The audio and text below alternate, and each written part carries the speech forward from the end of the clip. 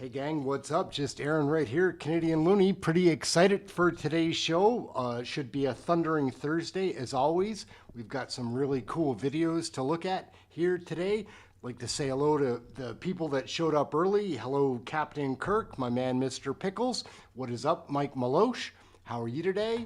I'm not sure if there was anybody else that did show up early. We'll see. So we're going to jump into this first video that, well, first we're going to do the introduction. Then we're going to jump into a piece that Michelle Rempel-Garner put out about the chances of an election. Should be pretty interesting, we think.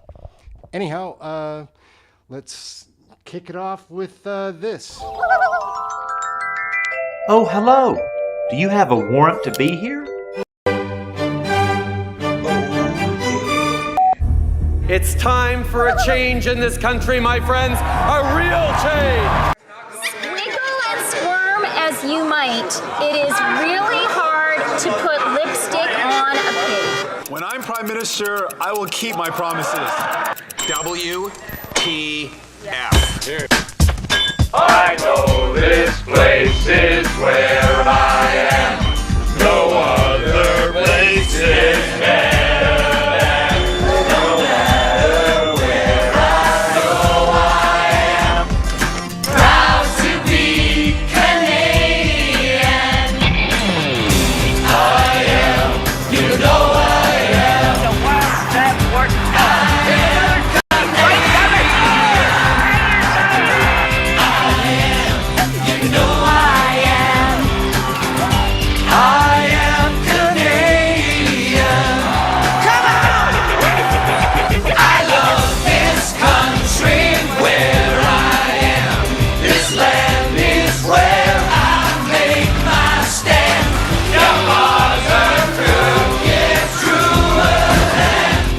The one we call Canadian. Canadians. Gentlemen, beam me aboard.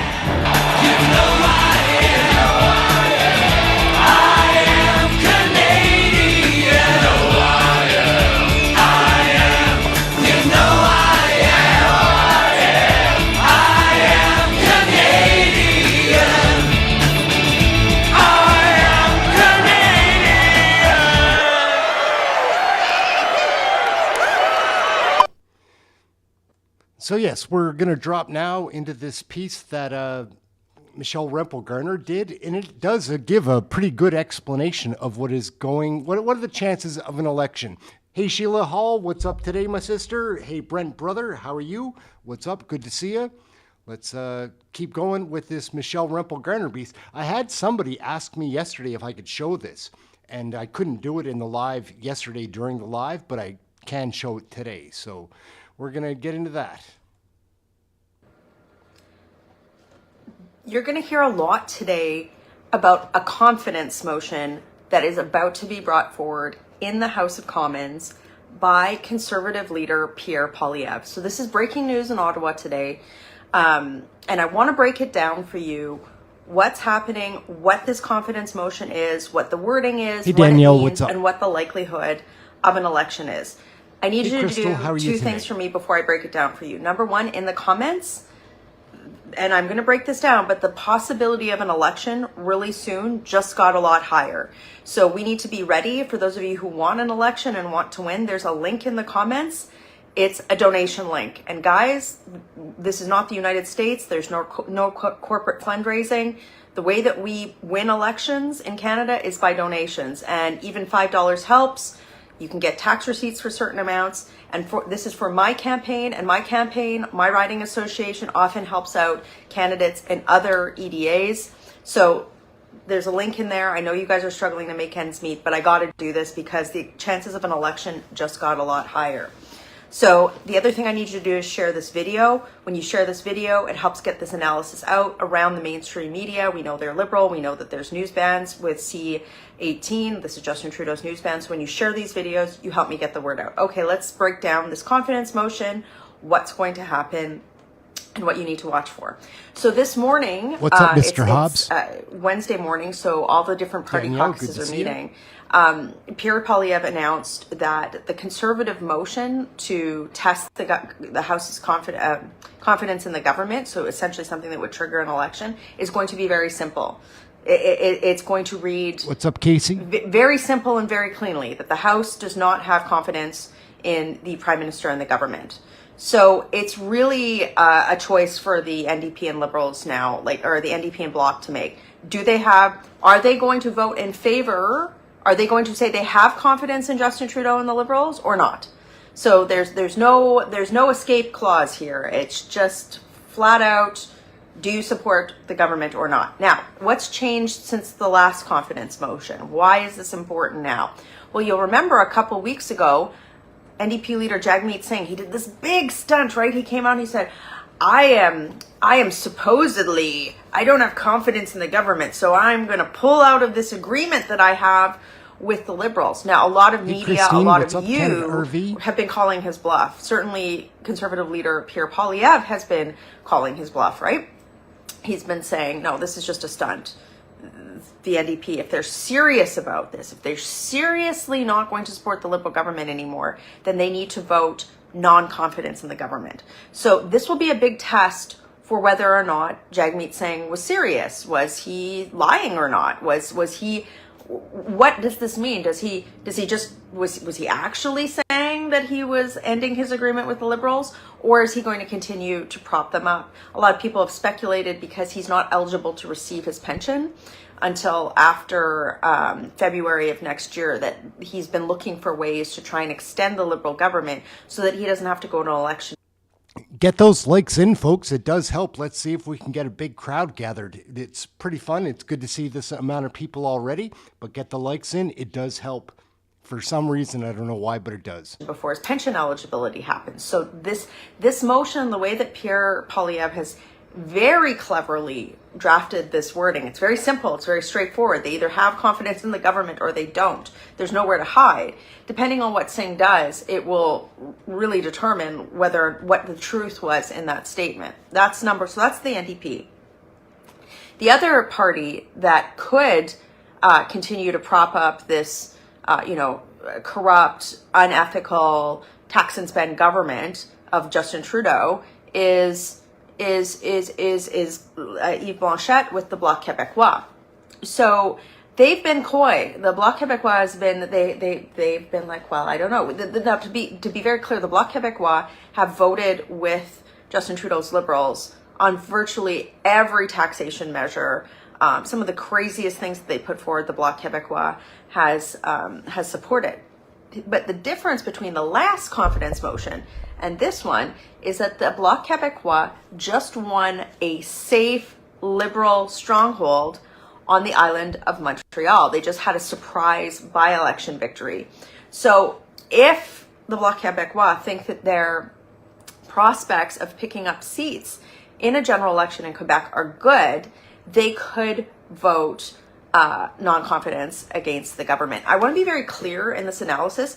Both the Bloc Québécois and the NDP, they don't care about the average Canadian citizen. They're just looking at this from a political calculus perspective, right? The Conservative Party of Canada, for our entire time in opposition, we've been putting forward non-confidence motions. Because why? Because this Liberal government has had scandal after scandal. How many of you have had problems like either renewing your mortgage if you're lucky enough to have a house, or paying rent, or you've lost a job, or you can't afford groceries? Like, we have not had confidence in this government, right?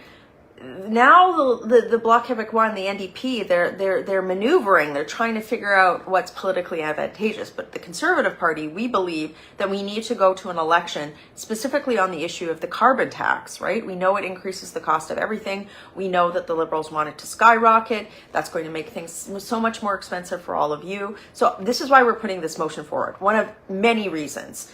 Like, there's so many scandals that have, just proven that the Liberals do not have the moral authority to govern anymore. And I mean, even if you're watching this and you're a Liberal voter or a previous Liberal voter, but first of all, that's okay. I hope you'll consider voting Conservative this time, because this government, like this party, has just shown that they do not have the judgment to lead Canada, particularly at a time of need. So what are the chances of an election? I would say out of any time in the last parliament, this is like one of the best chances of an election coming up. Because the Bloc Québécois win in Montreal, certainly that bodes well for their chances in Quebec. Potentially. What's up, JT 77 I'm or just trying 87? to Pardon get me. my And head Peter, in the Peter Volt. headspace of a Bloc Québécois member. What's up, Casey? But the NDP, I mean, if they're serious, they like their leader really painted them between a rock and a hard place. Because if they seriously are ending their agreement with the Liberals, then they'll vote non-confidence. They'll vote with us and say, let's go to an election. Let's have a referendum on the carbon tax. Let's do all of these things, right? So it's very uncertain, and we need to be prepared for an election. We do. I hope there's an election. Justin Trudeau is listless. He has no plan to address any of the issues: crime, inflation, the housing crisis. He has nothing to address this. We need an election. There needs to be a new government.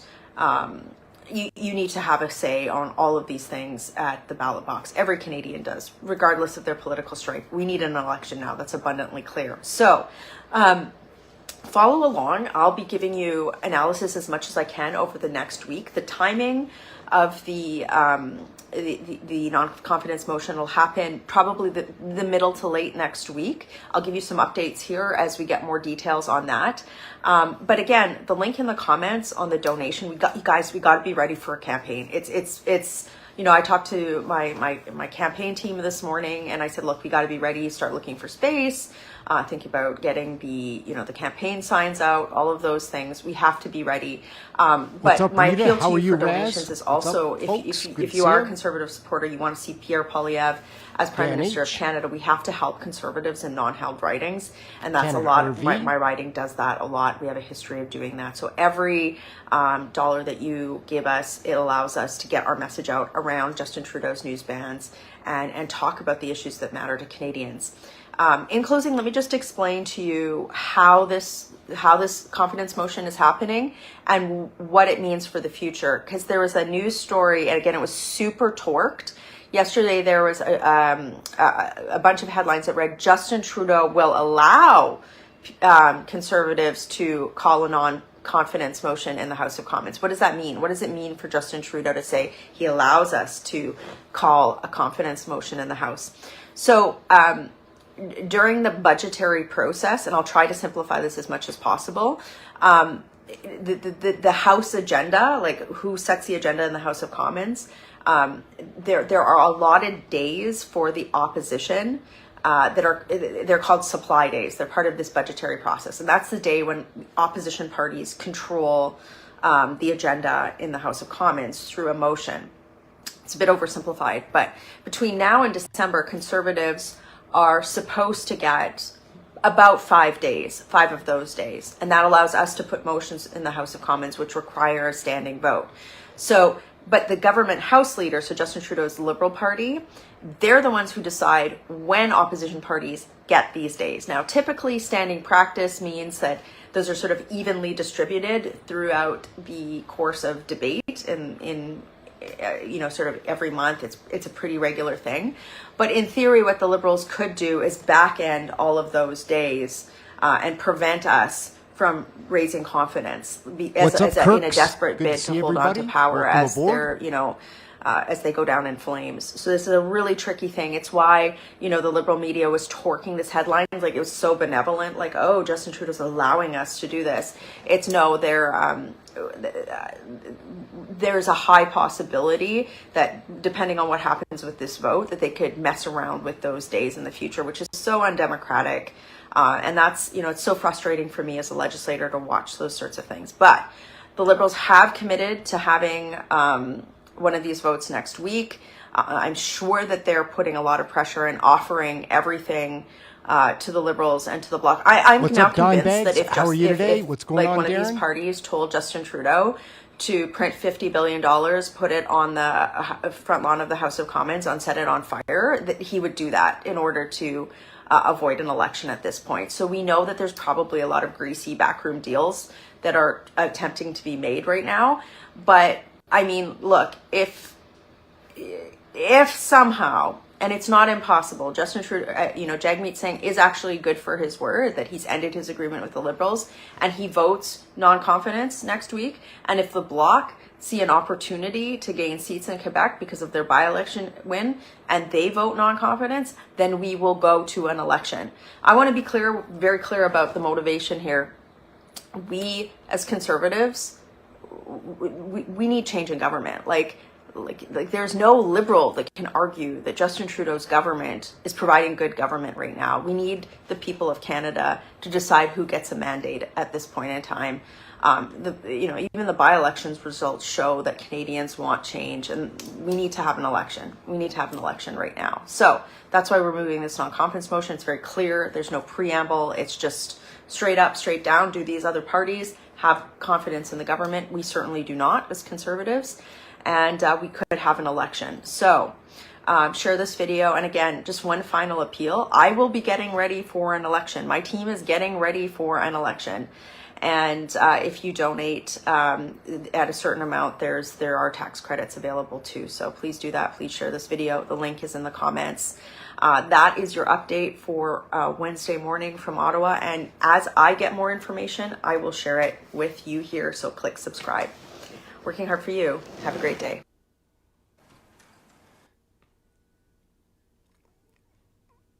All right, gang. I just want to explain something here quickly that we're going to show, and it's how to make sure that when you're watching one of the live shows that you're like up to date in the chat.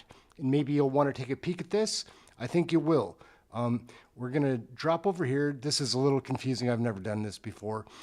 So we're actually watching my own live show now, but like I'm 20 seconds or 30 seconds ahead of you guys, or maybe even minutes. But if you drop down,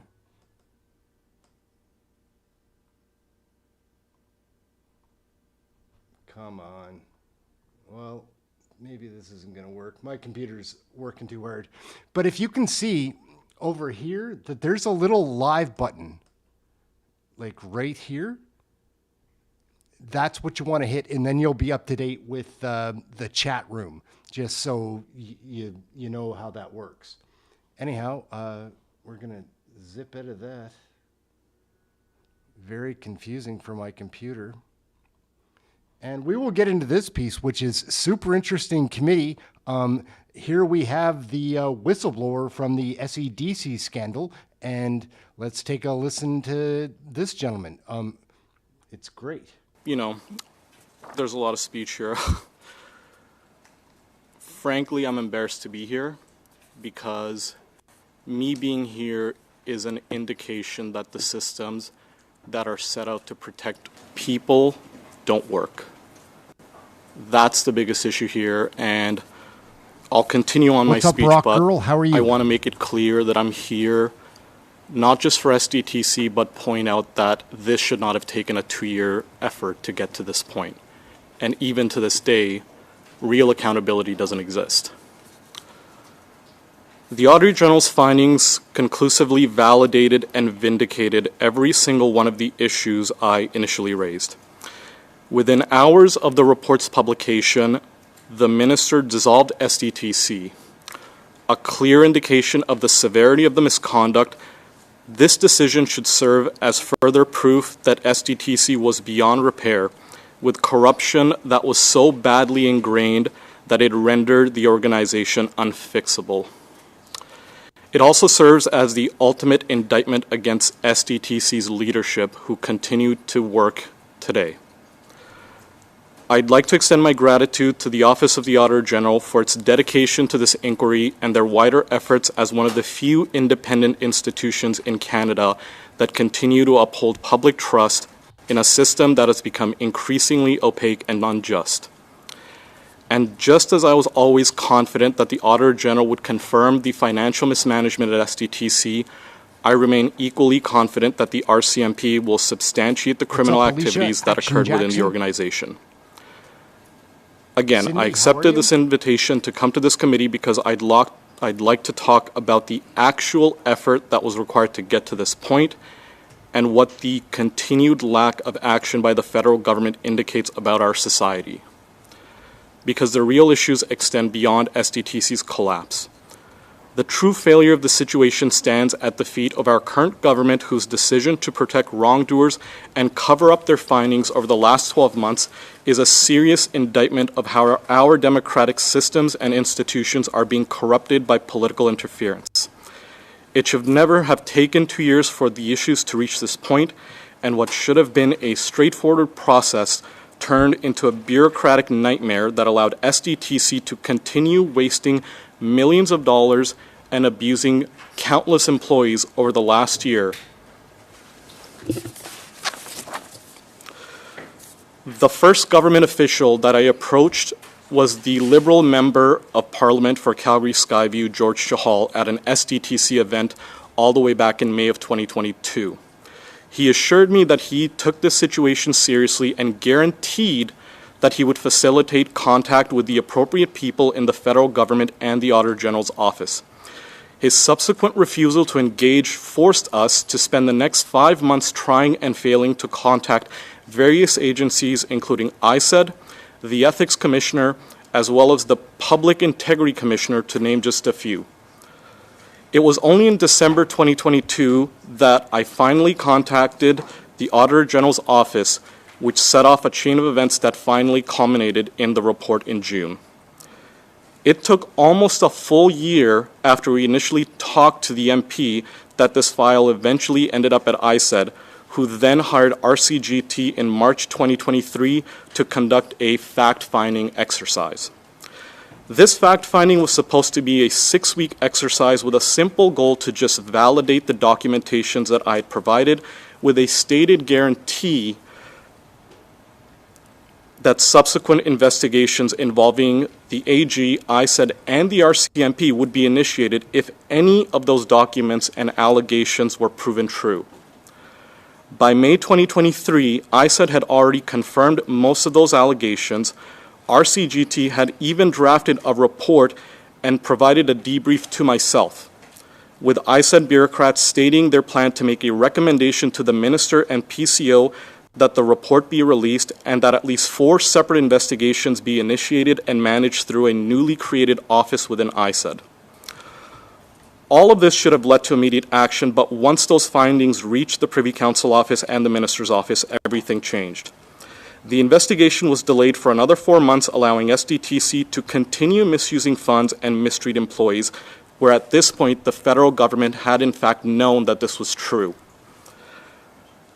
By late August, ISED now confirmed that no further investigations were required, and instead there were plans to release the report, suspend SDTC, and remove the board and executive team immediately. This was the outcome I was expecting, and I was satisfied that this situation was finally going to be resolved. Yet the minister and the government didn't act. ISED manipulated the findings, withheld the report from the public, and only suspended SDTC on a temporary basis with no plans to act against any single one of the wrongdoers, despite having overwhelming evidence to the contrary.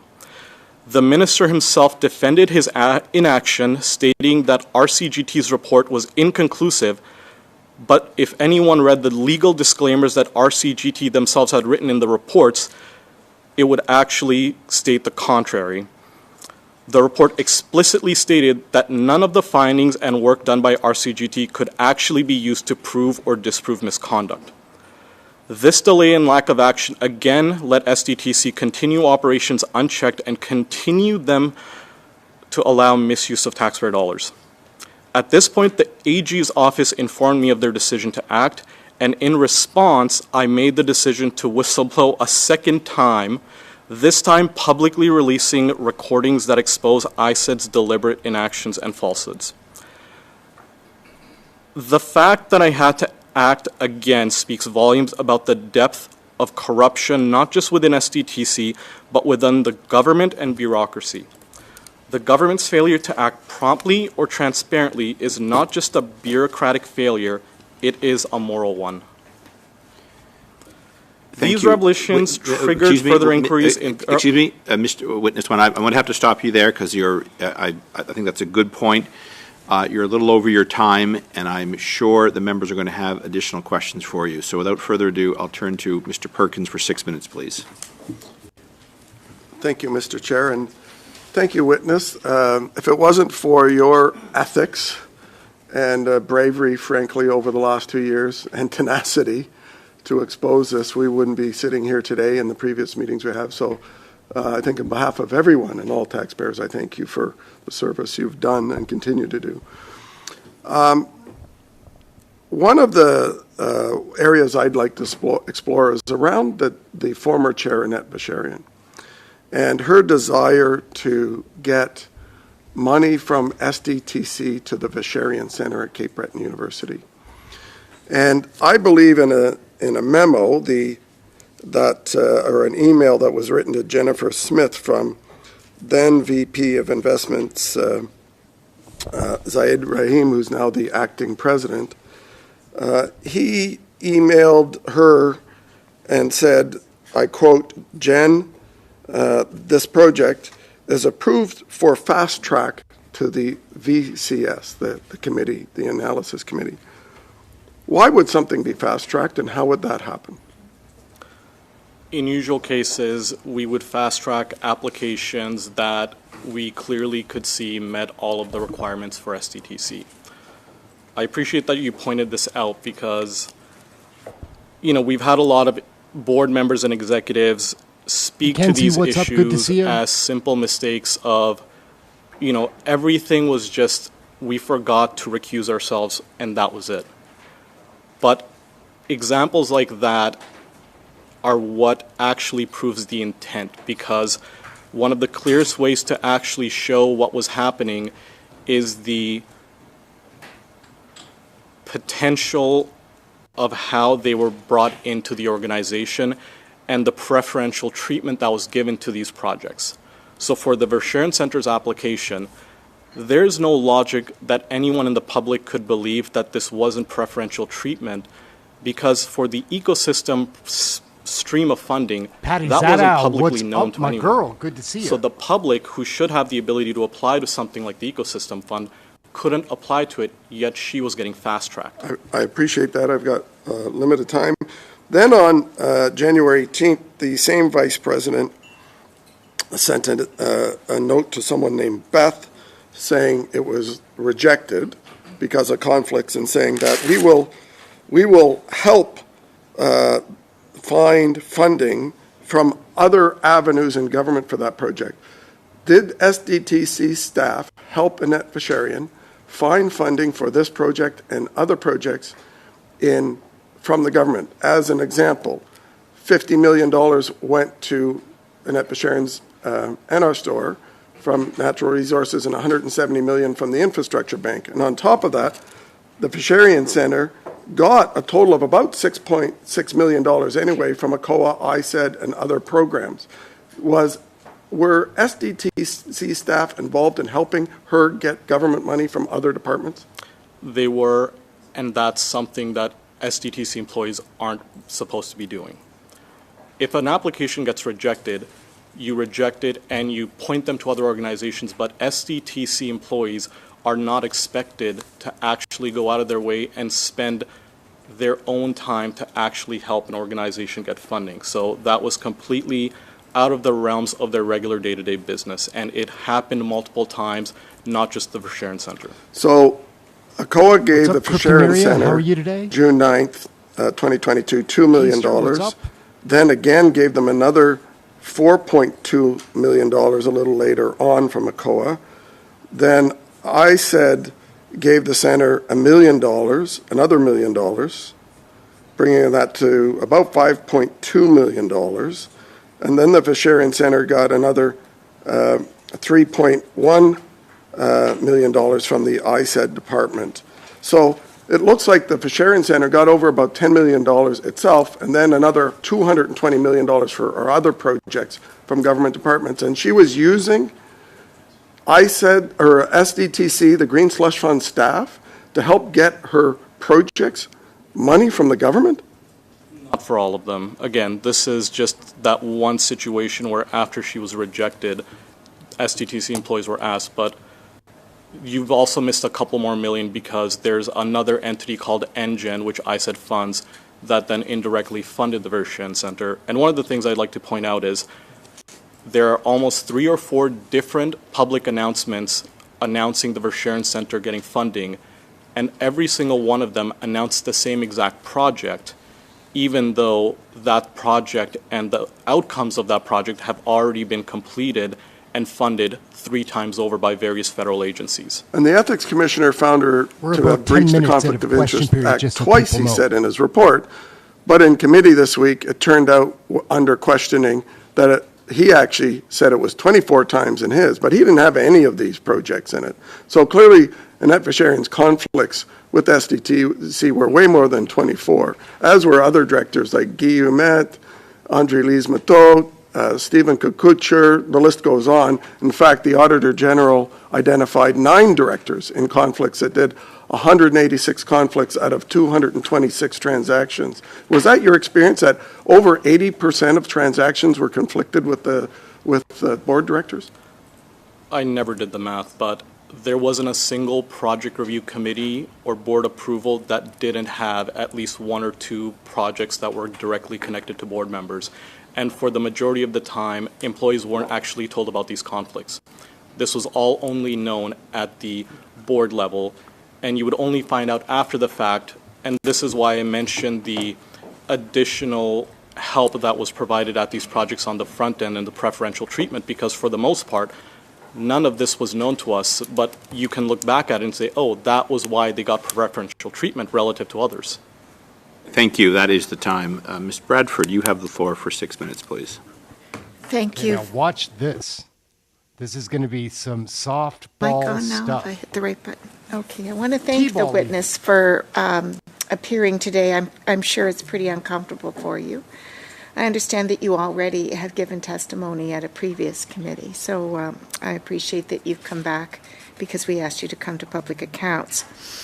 Can you outline the exact behaviors at fault here at SDTC, both from the mismanagement of funds front, but also behaviors inherent to the toxic workplace that are central to your claims? As I mentioned, for the most part, there's a very structured and legitimate process that exists at SDTC to approve new funding. There's multiple employees that are involved, and there's multiple levels of due diligence that have to be completed that take, in the most part, almost 6 months to complete.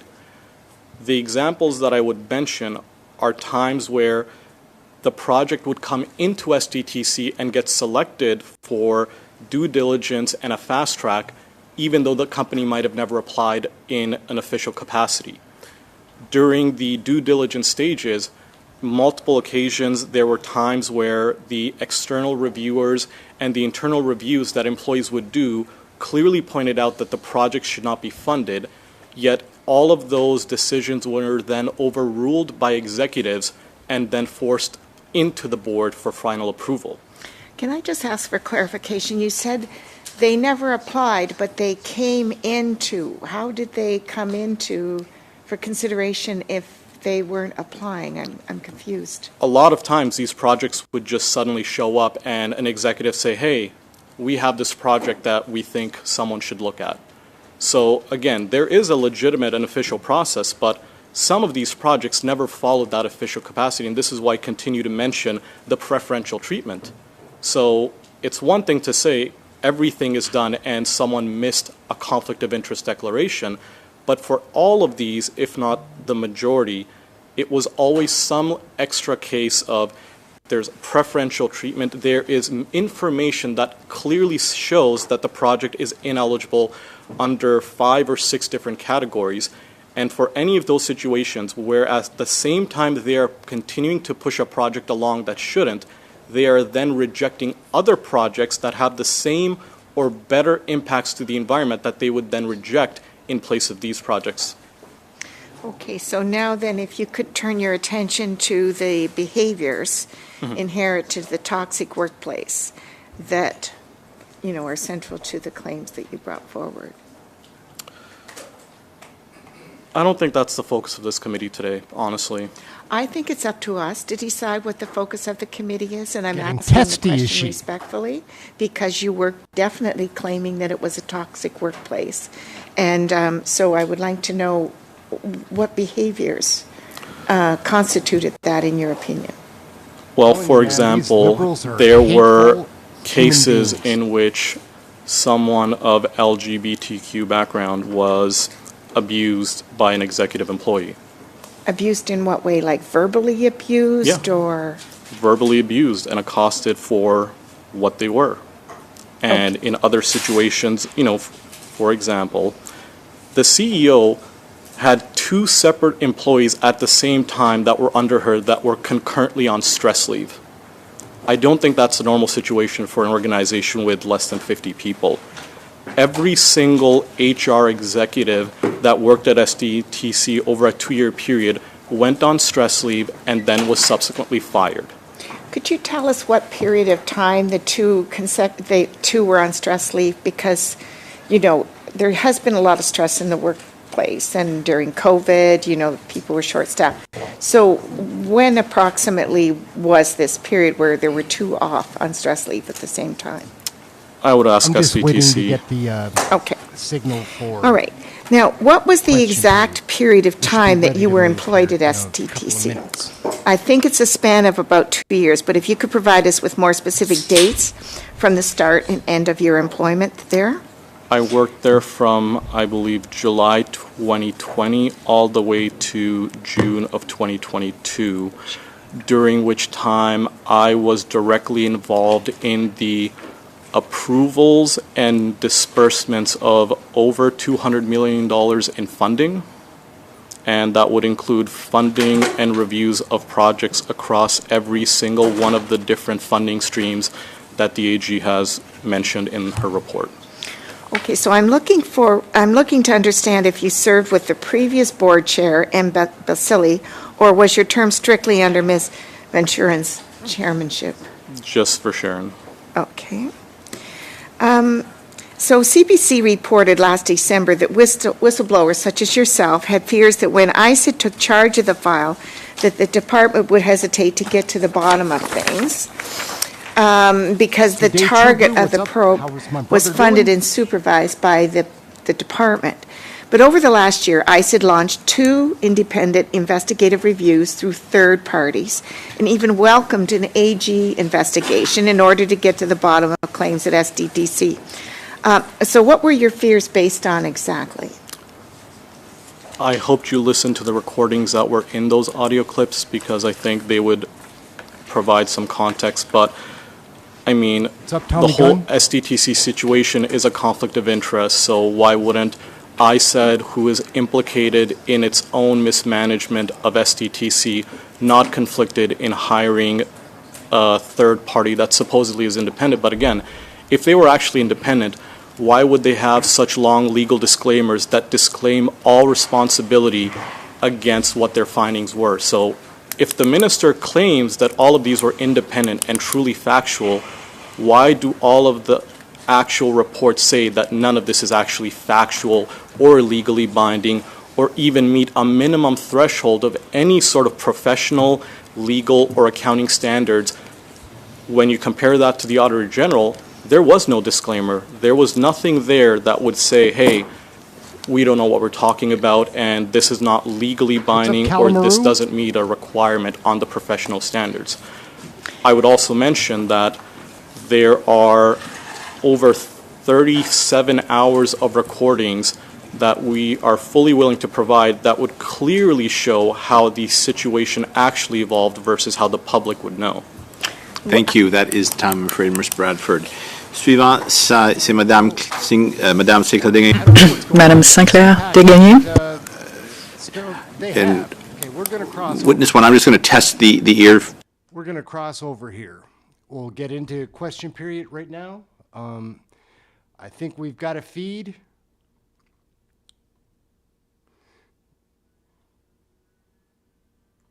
And we do.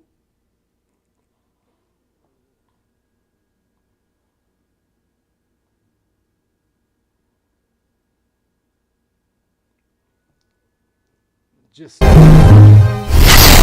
commercials on here too, guys. Rankings are up in practically every major city in Canada.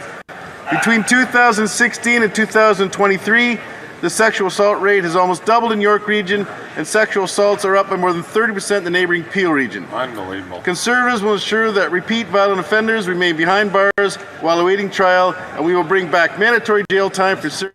We've still got probably 5 minutes before we get Pierre asking the first question. I don't think it's going to be Trudeau today. I think that Freeland's probably going to be kind of Toronto Danforth. I rise today in the memory of Louis March. I first had the opportunity to meet Louis March when he came to my office with a mother who had lost her son to gun violence. He was always there to support people in need, but also to empower the voices of people who had been impacted by gun violence. He was a truly committed advocate and someone who could be counted on to be at every event and to always support the needs of the communities who were trying to fight gun violence in our city. And he was effective. So I would like to take this moment to recognize all of the great work that was done by Louis March. May his memory be a blessing, and may we all stand and recommit to ending gun violence in our communities. Hear, hear. The honourable member from Cypress Hills Grasslands. After 9 years of this NDP Liberal government, taxes are up, costs are up, crime's up, and time's up. The Prime Minister wants to quadruple the carbon tax, but to appease his new unelected finance minister, Mark Carbon Tax Carney, he is implementing a second carbon tax that will cost Canadians another $9 billion on top of the already $25 billion that the carbon tax is costing. Costs are also up due to the carbon tax addiction and government corruption. Carbon Tax Carney stands to benefit moments after his new appointment from the latest government announcement, a $10 billion handout to his firm Brookfield that will further line his pockets with taxpayer money. And it doesn't stop there. Carbon Tax Carney is part of Telesat, which just got over $2 billion to build broadband access that the private sector could have done for half the cost. But thankfully, Mr. Speaker, time is up. With Liberal scandals passing each day, Canadians are beyond tired and frustrated with this corrupt Prime Minister. Canadians are ready to change the NDP Liberal government with one that'll axe the tax, build the homes, fix the budget, and stop the crime. The honourable member from Stormont Douglas, South Glengarry. After 9 years of the NDP Liberals, taxes up, costs up, crime's up, and time's up. And that could not be more true than for the leader of the NDP. His video a couple weeks ago saying that he ripped up his coalition agreement and then saying that Canadians are fed up with his Prime Minister, it all proved to be nothing more than a stunt. Because minutes ago, the NDP said they will vote to continue to have confidence in this Prime Minister next week when the question is called here on the floor of the House of Commons. He said and refused 49 times to say how he'd vote, and now we know why. That the coalition between the Liberals and the NDP is alive and well. Canadians have been sold out by the NDP. And what it should be simple. We should call a carbon tax election for Canadians to have their say, because they do not want to see the carbon tax quadrupled to 61 cents a litre. The NDP have sold out Canadians. In the next election, they're going to boot many of their MPs back out of this House of Commons. The honourable member from Chateau... Honourable member for Chateauguay-Lacal. Thank you, Mr. Speaker. It's so motivating to be back in the House and to be able to continue our work for the wonderful citizens of Chateauguay-Lacal and soon Chateauguay des Jardins de Naperville. We were able to deliver programs to make our life more affordable for fellow Canadians. And over the summer, I saw firsthand in my riding how our action plan is delivering results and making life easier for hundreds of households. In particular, I had the opportunity to visit the Solid organization, the largest landowner in Chateauguay. This organization buys and renovates apartment buildings and rents them out at affordable prices. This model can and should be replicated across Canada. Solid has just received over $3 million from the Affordable Housing Fund to renovate and maintain its buildings. I would like to congratulate the entire Solid team for their excellent work. Thank you very much, Mr. Speaker.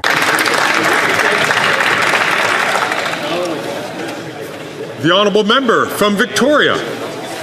I want to highlight the amazing work of the Mobile Youth Services Team, or MIST, and in particular their crime reduction and exploitation diversion program. They've been serving at-risk youth in our region for over 20 years. They're tackling online sexual and gang exploitation and the intersecting crises of the toxic drug supply, mental health issues, poverty, and homelessness. They have an extremely effective program with an incredible success rate, where they proactively engage with youth and their families to provide support and key referrals. Currently, there is one MIST team that is handling over 250 active cases of youth in crisis. We know the frequency of youth being targets by sexual predators and for gang recruitment has been increasing, and calls to the team have ballooned. They've applied to the Department of Justice because despite the high demand, they recently had to reduce the hours of their program to only 2 days a week. Without new funding, they face the prospect of closing as early as March 2025. MIST teams have an incredible impact, and this model could be replicated across the country. The loss of this program would be devastating given the need in our community. Sorry to interrupt the honourable member. It's very important for all members, please, to try to respect the 60 seconds. The chair does give some leeway on that, but shut your mouth. Not a significant leeway. Then I have The honourable member for Beauport-Limoilou. Mr. Speaker, good things come in threes, they say. And this is true because the Quebec Capitale baseball team has just won the Frontier League Championship for the third year in a row. Le Cheveux. And what a game it was for fans on Saturday. During an astonishing play, the Quebec Capitals, who were down 4 runs in the bottom of the 9th inning against the Washington Wild Things, thanks to Anthony Quinn, hit a 3-point home run.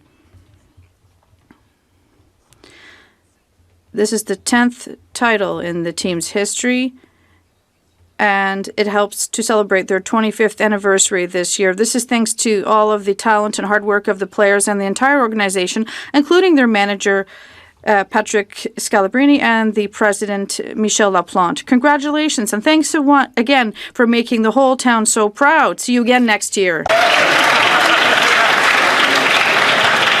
The honourable member for Mégantic-L'Érable. What is the Bloc Liberal Coalition? It's the most centralizing, wasteful and divisive Liberal government in recent history. It's the Liberal government that doesn't respect the provinces by imposing programs that the occupant of the big chair as Prime Minister knows and can do better than the elected representatives of Quebec and the provinces. It's a government that breaks the rules without taking responsibility for the consequences and calls a Canadian citizen a terrorist. What is the Bloc Liberal Coalition? It's the Bloc that has voted to keep this minority government in place 180 times. It's the Bloc that has authorized this Liberal government to spend $500 billion creating inflation and raising the cost of everything. It's the Bloc that supports the Liberal government's radical plan to hike gas taxes, ban hunting weapons, and allow house arrest for violent criminals. It's the Bloc that will profess its faith in this Liberal government again next week, proclaiming its confidence in this Prime Minister going against the interest of Quebecers. The Bloc is the worst negotiator Quebec has ever known. That's what the Bloc Liberal Coalition is. the honourable member from Windsor-Tecumseh. Mr. Speaker, today I had the honour of hosting the second Young Polonia Leadership Summit on Parliament Hill. We brought together 35 young leaders from across Canada to talk about issues important to Polish Canadians, including getting more young people engaged in politics. How are you? Over 1 million Polish Canadians contribute to building vibrant and generous communities across Canada. And now we see a new generation of Polonia taking the mantle to lead the Polish diaspora in this new century. Young people who say, yes, we can, and who have the courage and the power to build a better Canada and a better world. I want to thank the Canadian Polish Congress, the Polish Canadian Business and Professional Association of Windsor, and the Embassy of Poland for working together to organize this summit and to empower Canada's young eagles. Thank you. Good job.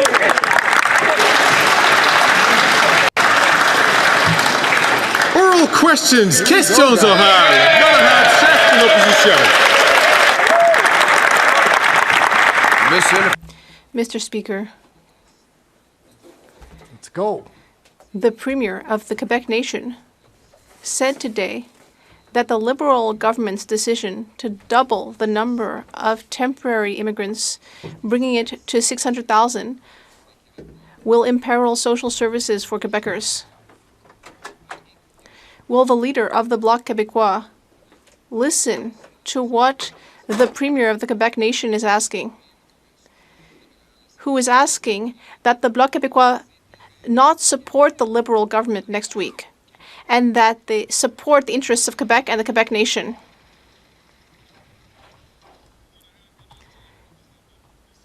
The Honourable Minister of Public Services and Procurement. Thank you, Mr. Speaker. I would just like to say that, like you, I used to be a page in the House of Commons, and I'd like to thank and welcome the new cohort of pages. We know that their responsibilities and services are extremely important. Thank you for being here with us. Now, it's laughable what the leader of the opposition is saying. He's saying that we should cut, and cut to help Quebecers, including in healthcare, childcare, and so on. Thank you. Before moving on to the next question, I'd like to remind all members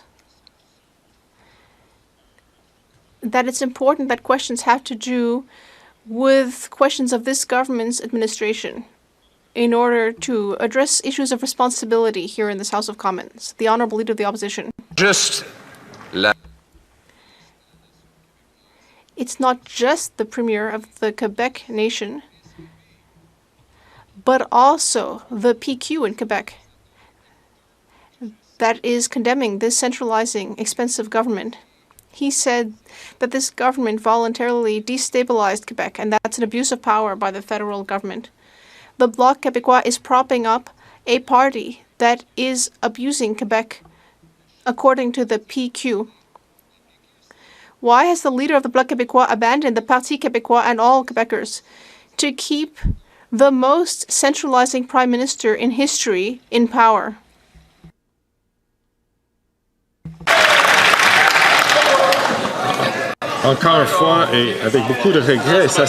Once again, and with great regret, this is a matter that has nothing to do with the federal government. That said, I see that the Minister of Canadian Heritage is rising. The Honourable Minister.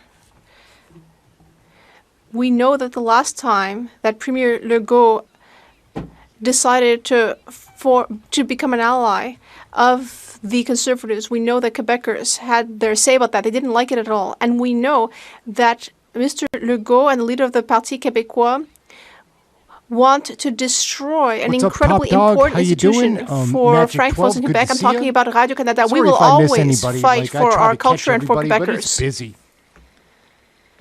It's great to be busy. L'honorable chef de l'opposition. Monsieur le Président. Mr. Speaker, unfortunately, the Prime Minister has lost his Quebec lieutenant. The Liberals are in a sorry state of affairs. St. Ogue has taken the first question. But luckily, he's found another Quebec lieutenant. That's the leader of the Bloc Québécois, who will be voting to increase spending by $500 billion in inflationary spending. He's voting to increase the size of the public service. He's voting in favor of a government that has broken the immigration system. In fact, it is the Conservatives who are the real defenders of Quebec.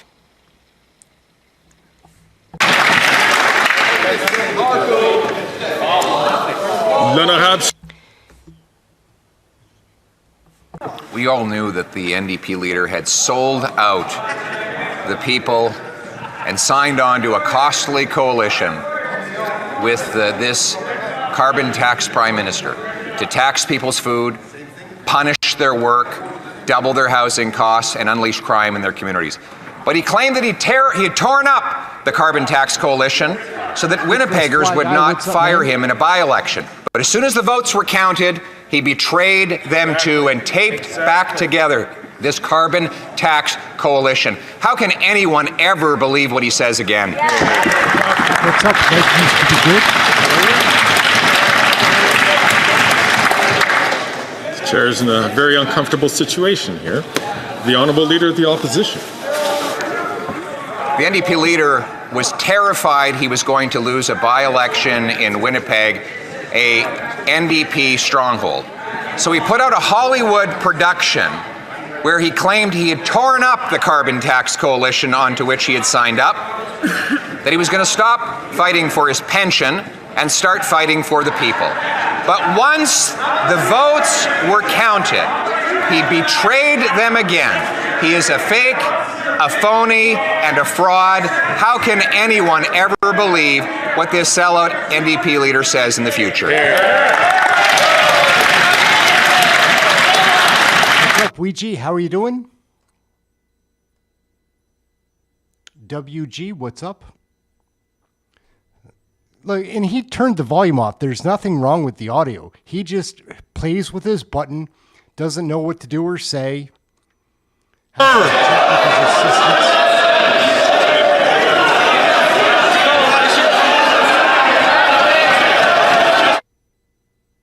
Like, how much time does he mind wasting?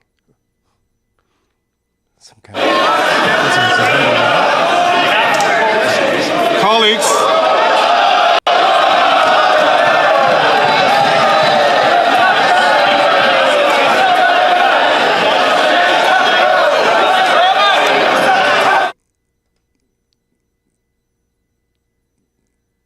Just stands there like a dead person, which he's probably dead in his heart and mind. How long is he just going to stand there?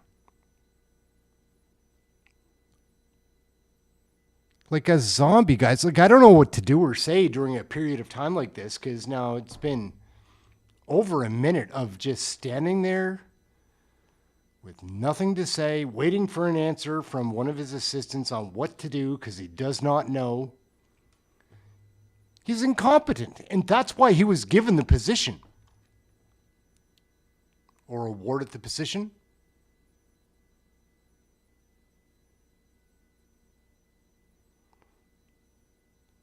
Imagine, like, did they not know that Canadians are looking to find out what's happening now?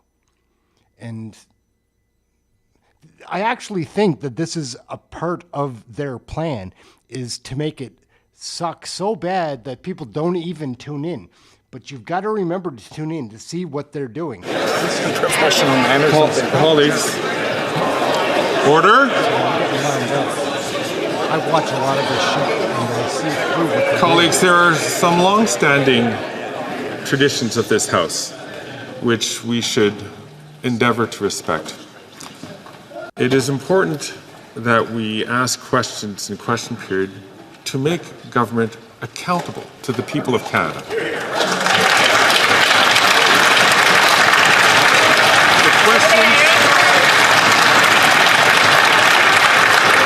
The questions, by their very nature, should be pointed, should be tough, should be specific, and the answers should also be clear.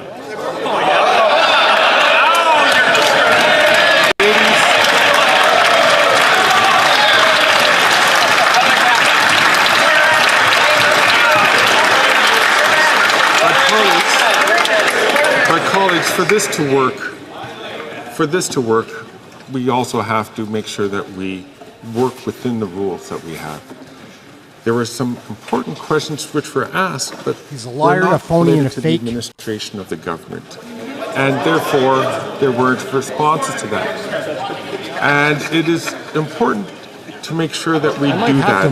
We have so many other tools available to us as members to make the comments that we need to make outside of question period, to comment about how we want to do.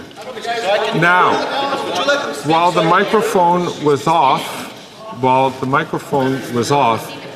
there were, I would suspect, although the chair didn't hear that, there might have been some strong words which were exchanged between members. I ask members to please remember that Canadians are looking at us. And let us conduct ourselves in a way really befitting of each of our Imagine how much time he's wasted now, constituencies, guys. Like I was, and the country as a 5 whole. minutes into him So, doing this. avec cela, on va... So with that in mind, let's move on to the next question. The honourable member for La Prairie. Merci aux citoyens. I'd like to thank the people of La Salle et Mar Verdun for having placed their trust in the Bloc Québécois. Let's be honest, the Bloc Québécois hasn't been in such a good position for more than 15 years. If our priority was our own party, we'd already be in an election campaign. But our priority is the well-being of Quebecers, and Quebecers are worried about seniors' living conditions. That is why we're asking the Liberals to stop discriminating financially against people between 65 and 74. Will they finally raise old age security by 10% for this age category? Leader du gouvernement à la Chambre des communes. Merci, Monsieur le The Honourable Government House Leader. I'd like to thank my colleague in the Bloc Québécois for asking a real question in this House. It is very important that we pose questions that have to do with this government's work. This government is here to work for Canadians.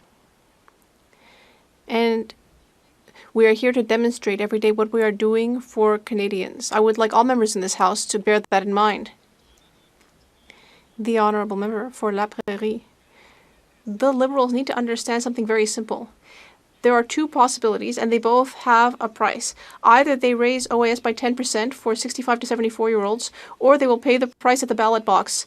Liberals will have to choose, and the other parties as well.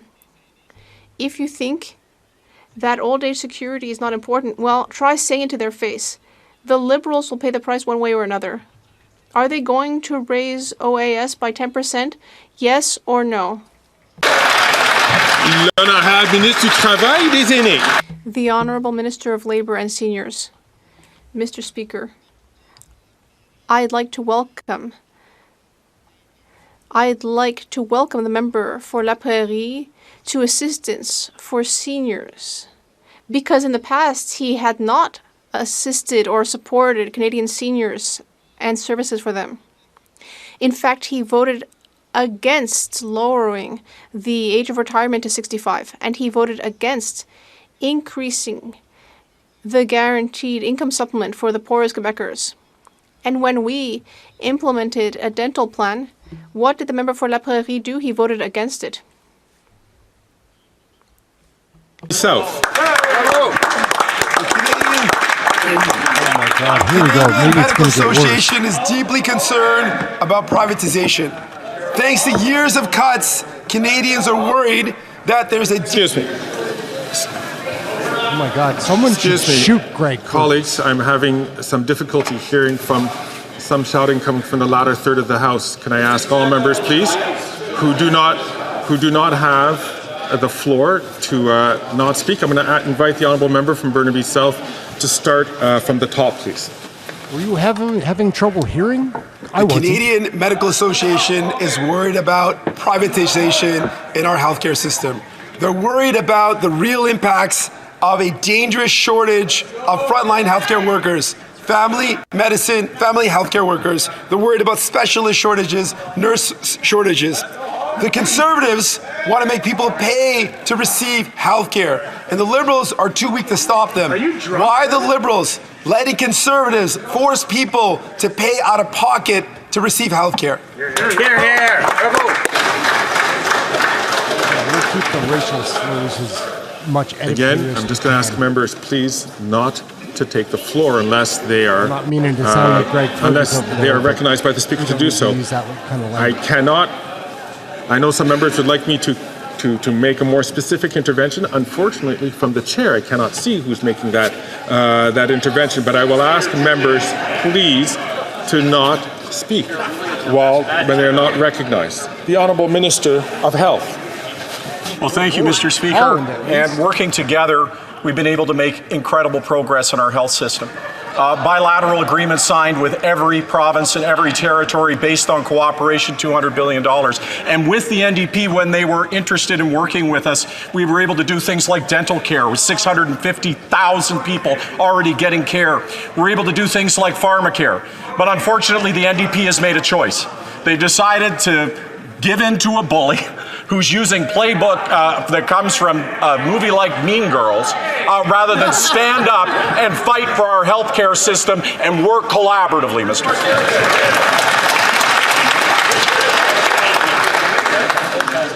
L'honorable député de The honourable member for Burnaby South. Medicare, liberals and conservatives are tearing it down.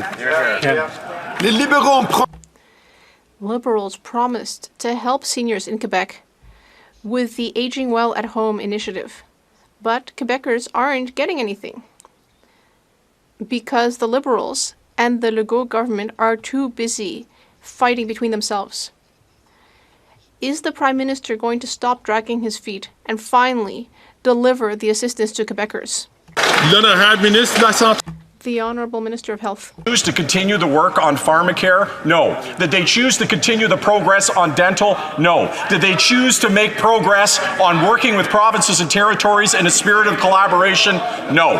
Instead, they yielded to a bully. They abdicated the field. They got afraid. They walked away. Well, we're not afraid, Mr. Speaker. We're going to stand up and we're going to fight for public health care in this country.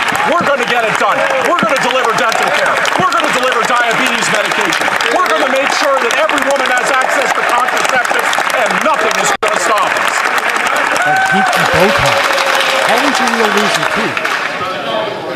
Fergus has my tail feathers. The honourable member from Regina. The honourable member from Regina Capel. After 9 years of this NDP Liberal government, taxes are up, prices are up, crime's up, time's up.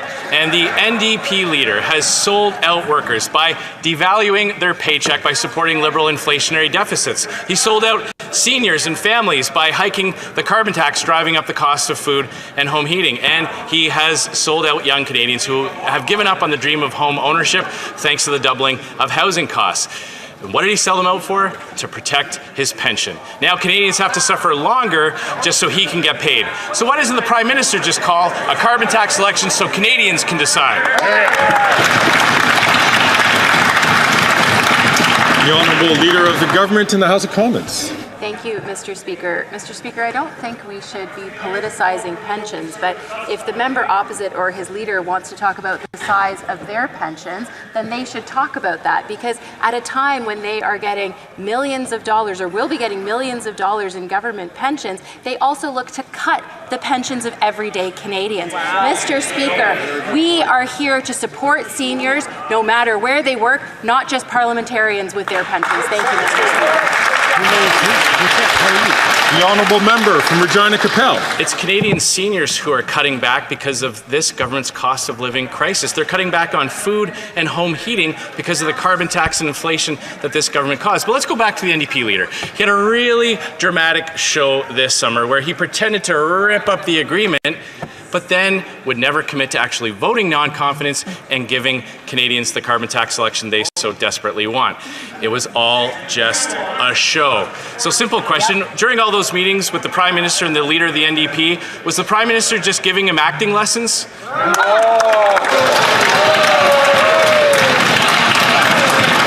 The Honourable Minister of Labour and for Seniors.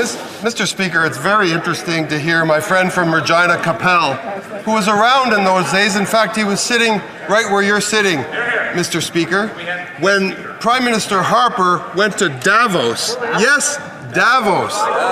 For a reminder for some of you in the back, that's the World Economic Forum. And he went there to do what? To tell Canadian seniors that their retirement age was moving to 67 from 65. How dare the member from Regina Capel stand in this House and talk to us about pensions, Mr. Speaker?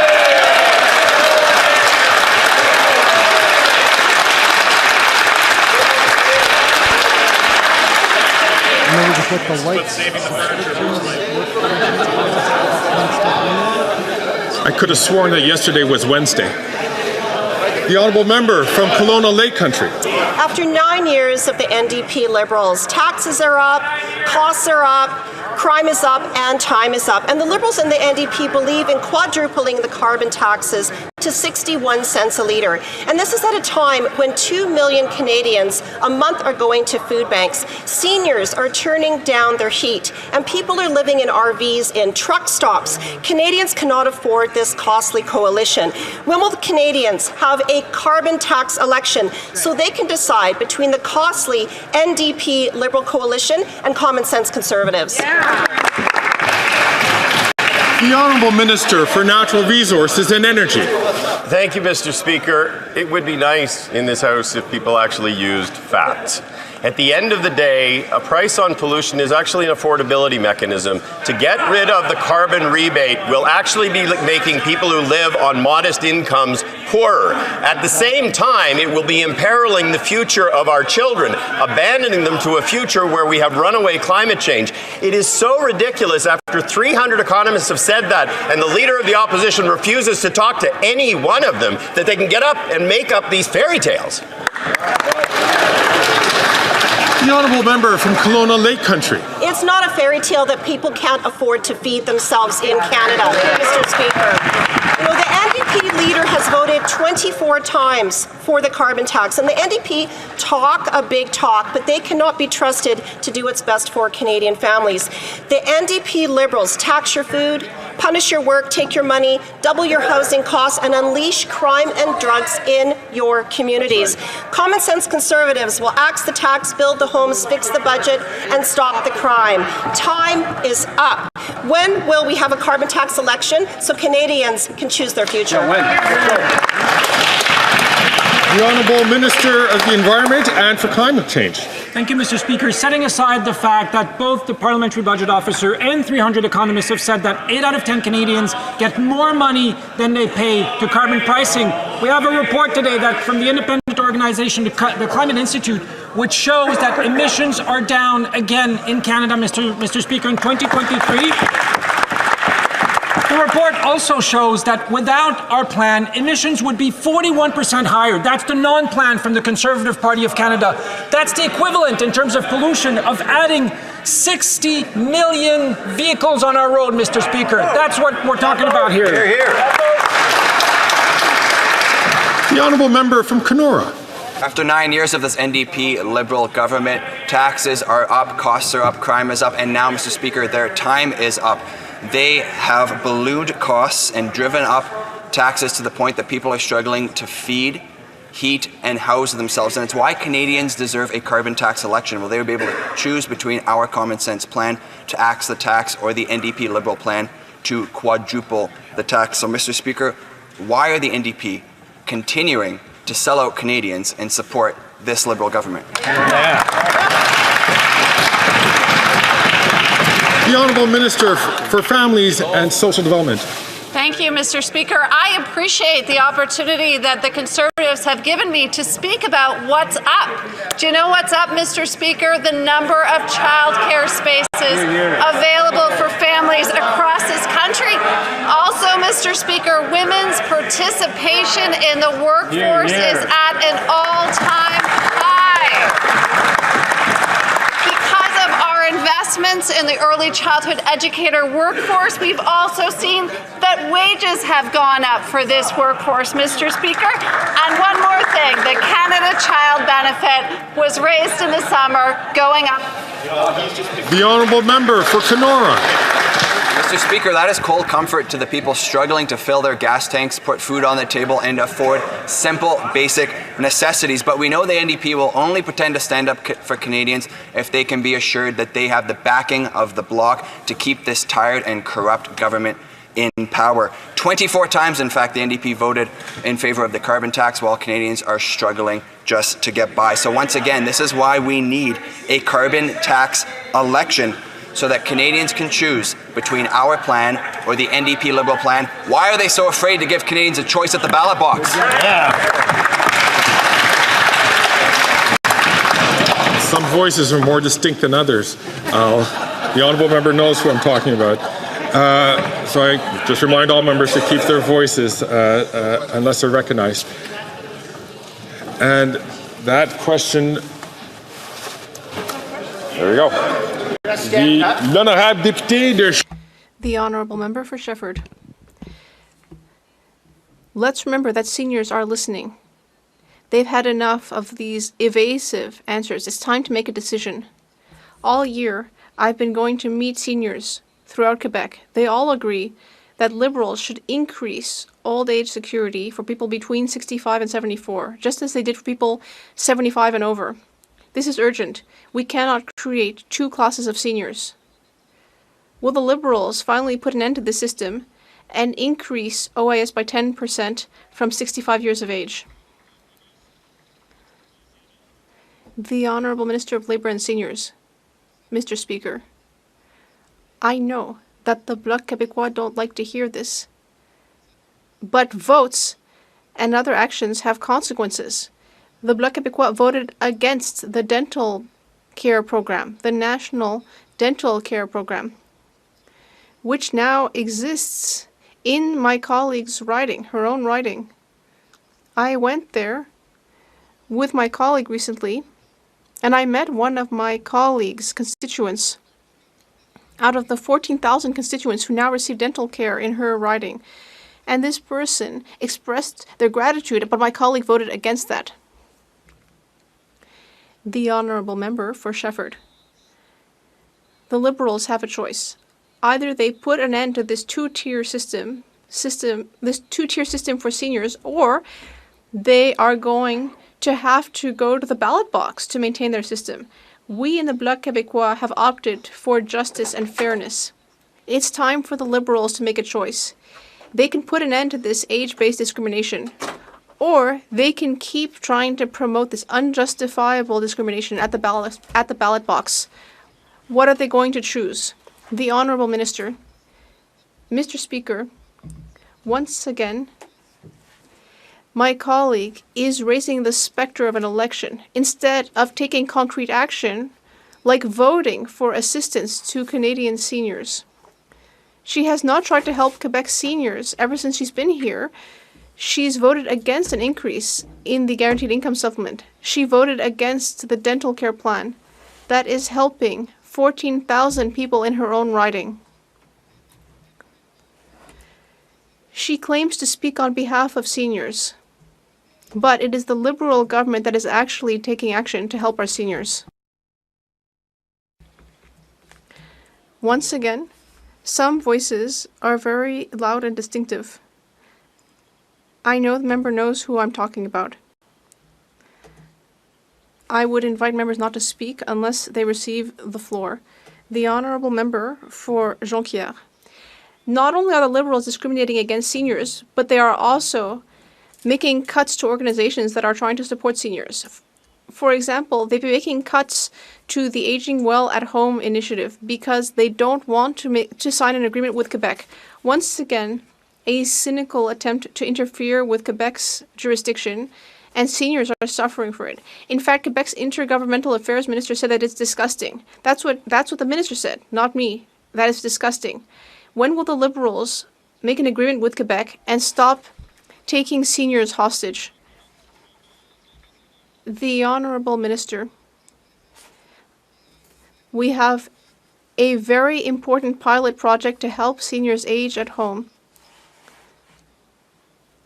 And there are some excellent projects, like at the Chambly community organization, which has a program to broaden the scope of services with more and more volunteers to help seniors who are in a vulnerable position or living in a rural milieu.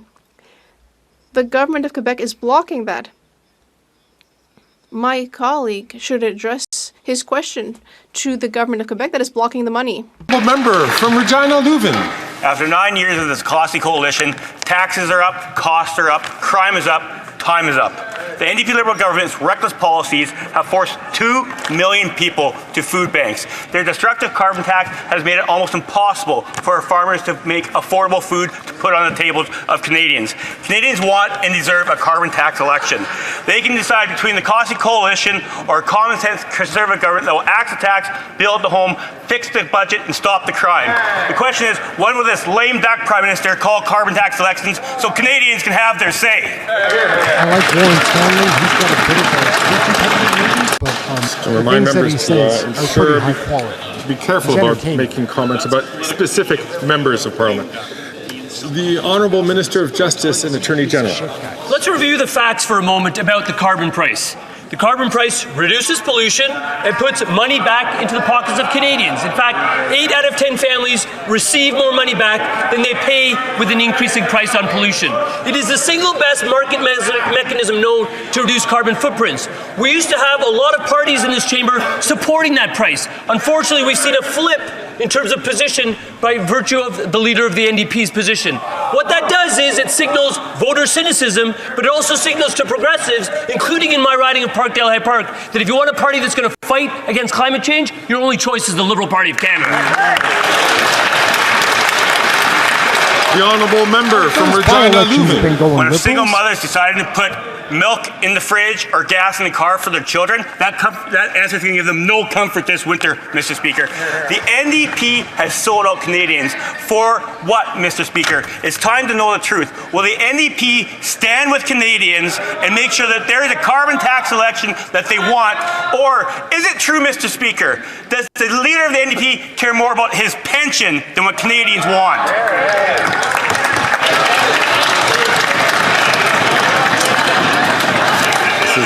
This is a very unusual day. The honourable member from Dauphin, Swan River, Neepawa. No self-awareness After 9 whatsoever. years of the NDP Liberals, taxes are up, costs are up, crime is up, time is up. But instead of fighting for Canadians, the NDP leader sold out workers by voting to increase the carbon tax to 61 cents a litre. In fact, he voted for the carbon tax 24 times. We know the NDP leader is keeping the Prime Minister in power to secure his own pension. So will the Prime Minister listen to Canadians and call a carbon tax election? Why don't two Tories go back to back? I'm trying to provide members with as much leeway as possible, knowing that some questions come around and end up being relevant to the administration of government. If I could ask members, please, this is an important time for us to seek accountability from the government. It's important to then to ask questions which are germane to the administration of the government, as opposed to questions which are better directed in a private conversation or in a public declaration, but not a question period here because it isn't relevant to the administration of government. The honourable member from Vancouver, Kingsway. Mr. Speaker, the Liberals just appointed Mark Carney, a millionaire investment banker from Goldman Sachs, to dictate their economic agenda. The Conservatives have lobbyists from Loblaws and Walmart sitting on their front bench and setting policy. New Democrats are listening to working Canadians who are experiencing real economic struggles on the ground. Canadians deserve a government that understands their needs and works for them. Why do the Liberals and Conservatives keep putting the interests of elites ahead of hardworking Canadians? The Honourable Minister for the Environment and Climate Change. Thank you, Mr. Speaker. I would like to quote the member from Edmonton Strathcona in June of 2023, and I quote, "When economists, journalists and members of Parliament have made it very clear that the carbon tax is not what is responsible for the cost of food increasing so much." I could also quote, Mr. Speaker, the member from Victoria who, and I quote, "The PBO has put out a number of reports that confirms that 80% of Canadians get more money back than they pay." That was in March of 2024, and in September of 2022, the member of Victoria also said the carbon tax is a crucial part of any climate plan. Thank you, Mr. Speaker. The honourable member from Port Moody, Coquitlam. Indigenous peoples across the country face a horrific housing crisis, brought on by constant government underfunding rooted in systemic discrimination. The Liberals are holding back 99.8% of the promised housing funding to Indigenous communities. It's shameful. And the Conservatives are no better. They voted over and over again against funding Indigenous housing. When will the Liberals end this discrimination and make sure Indigenous people have the homes they need? The Honourable Minister for For Indigenous services. And this government has been investing in historic ways in closing the infrastructure gap for First Nations communities across the country. I don't know where the member is getting her information from, but it's incorrect, quite frankly, Mr. Speaker. We have spent all of our allotment every year on housing. In fact, we have accelerated our expenditures in housing, and we're working with First Nations on solutions that are long-lasting and respectful of their culture and identity. What's up? How are you today? L'honorable député de Sudbury. The Honourable Member for Sudbury. As a member of the Standing Committee on National Defence, I hear from experts, members and academics alike about the importance of creating a respectful and professional work environment for the brave men and women of our armed forces. Over the past 2 years, Canadians have watched as Superior Court Justices Arbour and Fish put forward recommendations to modernize Canada's military justice system. Can the Minister of National Defence please update this House on the progress we are making on these very important recommendations? The Honourable Minister for National Defence. Thank you, Mr. Speaker, and I want to, of course, thank the member for her very important question. I'm pleased to share with this House that the Military Justice Modernization Act is being debated in the House this week. And among a number of substantive amendments to the National Defence Act, this legislation will codify in law that CAF will no longer have jurisdiction over criminal code offences, sexual offences committed in Canada, and it will increase the independence of military justice actors. Mr. Speaker, this is the right thing to do for our people, for our military, and for our country. Let us not engage in political gamesmanship with this important legislation. Let's get it to committee to allow it to do its important work, and let's get it done. Mr. Speaker, people are counting on us.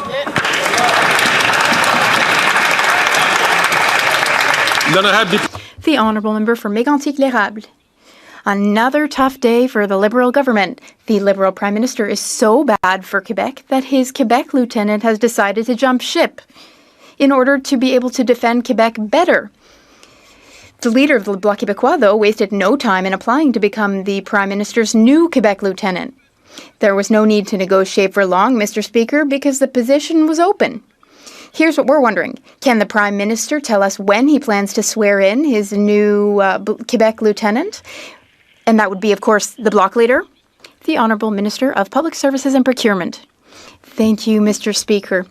We absolutely cannot count on Conservatives to defend Quebec's interests or the interests of the government of Quebec because they want to cut all supports for daycare, public service, health transfers. They're all creeps or liars Conservatives, or losers. including my Conservative colleague from Quebec, want to cut and slash everything. Liberal thinking. If they cut and cut support for Quebecers, how is that good for Quebec?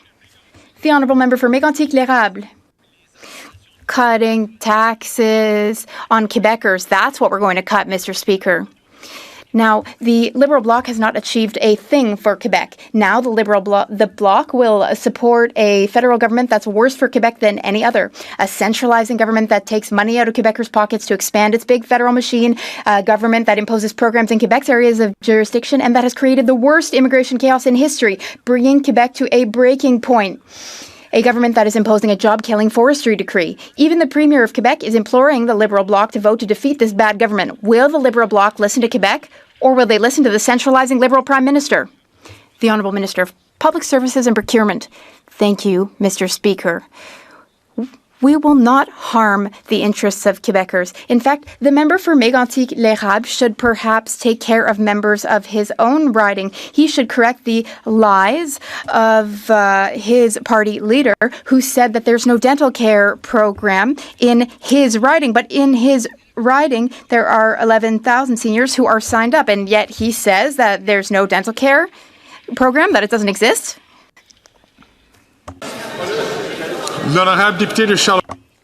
The Honourable Member for Charlebourg-Haute-Saint-Charles.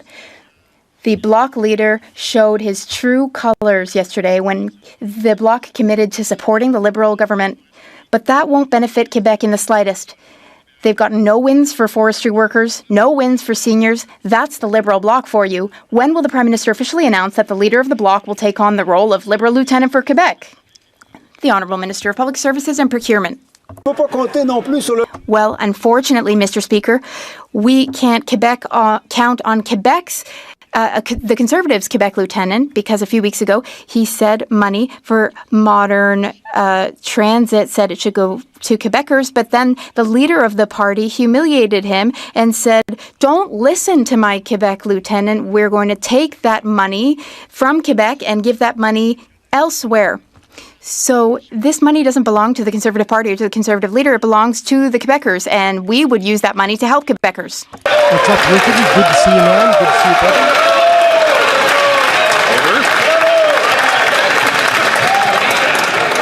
L'honorable député de Charlebourg. The Honourable Member for Charlebourg-Haute-Saint-Charles.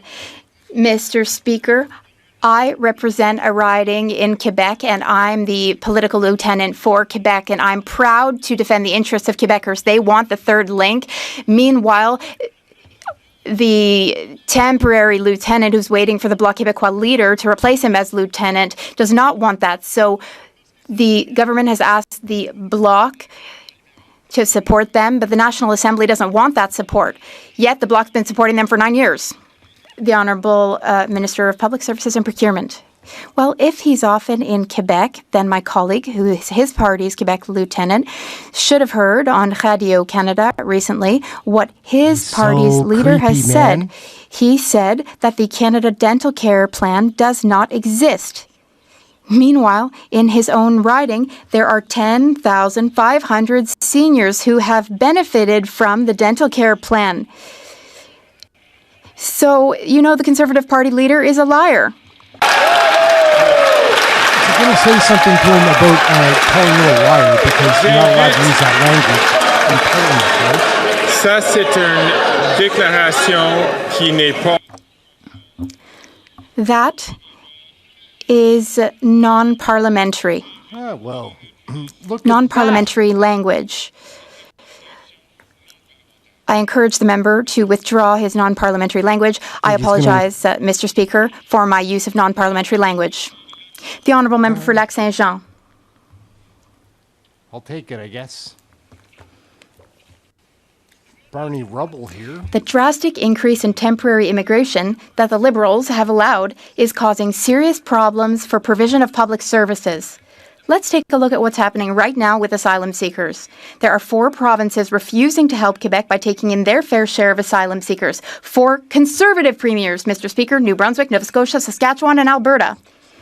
These are Conservative premiers who are forcing Quebecers to take in a disproportionate share of asylum seekers. It's funny, though, we've never heard the Conservative leader tell his gang of Conservative premiers to stop overburdening Quebecers. So, according to the Immigration Minister, is that because the Conservative leader agrees with his gang of Conservative premiers? The Honourable Minister of Immigration, Citizenship and Refugees. Thank you, Mr. Speaker. There you go. I listened carefully to the question. Mr. Pickles. Here's Your my boy, answer. Mark Miller. Where there's smoke, there's fire. Député de Lac-Saint-Jean. The Honourable Member for Lac-Saint-Jean. Au printemps, les libéraux avaient promis... In the spring, the Liberals promised a plan for sharing asylum seekers among the provinces. Well, here we are. It's fall now, and there is no plan, Mr. Speaker. There is no plan. But despite all that, the Conservatives are trying to sabotage the plan before it even exists. Caught in the middle of all this are Quebecers, Mr. Speaker, Quebecers whose public services are overstretched. Asylum seekers can't meet their basic needs in a Quebec whose intake capacity has been exceeded. When will the Liberals and Conservatives understand that their irresponsibility is hurting both Quebecers and asylum seekers? L'honorable ministre de l'Immigration. The Honourable Minister of Immigration, Citizenship and Refugees. Mr. Speaker, we all have responsibility. We all have a responsibility to show humanitarian compassion toward asylum seekers. Now, some provinces are playing politics at the expense of asylum seekers, but we will continue to work with provinces to ensure that all provinces do their fair share. Yes, Ontario and Quebec have taken on a disproportionate share, but we will make things fairer. The Honourable Member for Chicoutimi-Le-Fjord. Mr. Speaker, it was interesting to have the chance to talk to forestry workers yesterday in committee. They're very worried about their future. The Environment Minister's decree threatens to kill at least 1,400 jobs. At least. Not to mention the closure of several businesses and the possibility that some communities could be wiped off the map. If the Conservatives were in power, we wouldn't be talking about this decree. That's why I don't understand why the Bloc Québécois is keeping the Liberals in power without negotiating to have the decree cancelled. Why doesn't the Liberal Bloc understand that our regions need the forestry sector and need forestry workers? The Honourable Environment and Climate Change Minister. Thank you, Mr. Speaker. I'd like to remind my colleague that in 2013, the Harper government used the same emergency decree to protect a species. It wasn't considered radical then, but now all of a sudden it's radical because we're doing it? You know, I've met with forestry workers. They've testified at the Environment Committee. We've heard from environmental experts. They tell us that we need to protect the forest in order to protect forestry jobs. It's the only party that doesn't understand that is the Conservative Party. The Honourable Member for Chicoutimi-Lévis. Mr. Speaker, the cost of living, inflation, interest rates, Quebecers already have enough to deal with. Yet, the Minister of the Environment wants to make life even harder for forestry workers by imposing his disastrous decree. Many forestry workers are worried. They wonder why he's going after them. Meanwhile, the Bloc Québécois, which claims to defend Quebecers, is supporting the Liberals by giving them their vote of confidence without even negotiating to have the decree overturned. Will the minister think about the people behind all this and guarantee that he will not impose his decree? The Honourable Environment and Climate Change Minister. Mr. Speaker, we held consultations over the summer. We consulted hundreds of people, workers, people in the regions, experts, industry experts, environmentalists, ecologists, First Nations, many consultations. We will go ahead with our decree, but if they want us to cancel it, then Quebec needs to present us with a caribou habitat protection plan. They said they would do so. They committed to producing a plan. They haven't done so, but they didn't. So we needed to step in to protect both the environment and jobs. The Honourable Member for Beauce. Mr. Speaker, not only is the Bloc helping to keep the Liberals in power, but the Bloc is also blocking important committee work in order to protect the Prime Minister. Hiring carbon tax Carney is a conflict of interest. The Bloc is willing to allow Carney to further his corporate interests without being accountable to Parliament. He should be required to appear before the committee to answer to Canadians. Why doesn't Mr. Carney take a public service position, one that can be reviewed by the Ethics Committee?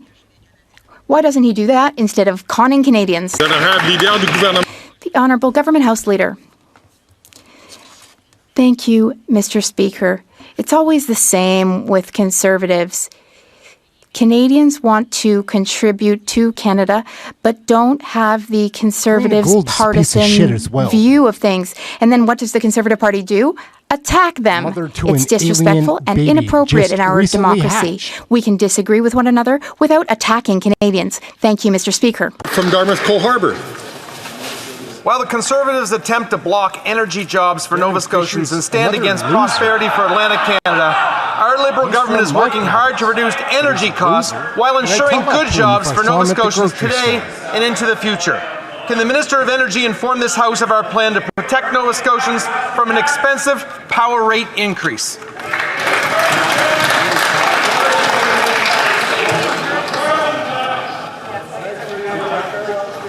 The Honourable Minister for Natural Resources and Energy. Thank you, Mr. Speaker, and I would like to thank the member from Dartmouth Cole Harbour for his ongoing excellent work in the province of Nova Scotia. I was in Halifax earlier this week to announce the negotiation of a $500 million loan guarantee with Nova Scotia Power. That will take the projected rate of increase in electricity rates in Nova Scotia from what was going to be 19% next year to the rate of inflation. It is an important step forward that the federal government is working to ensure affordability with respect to energy on a go-forward basis. We need to work to ensure affordability, reliability, and a non-emitting grid in every province and territory in this country. Is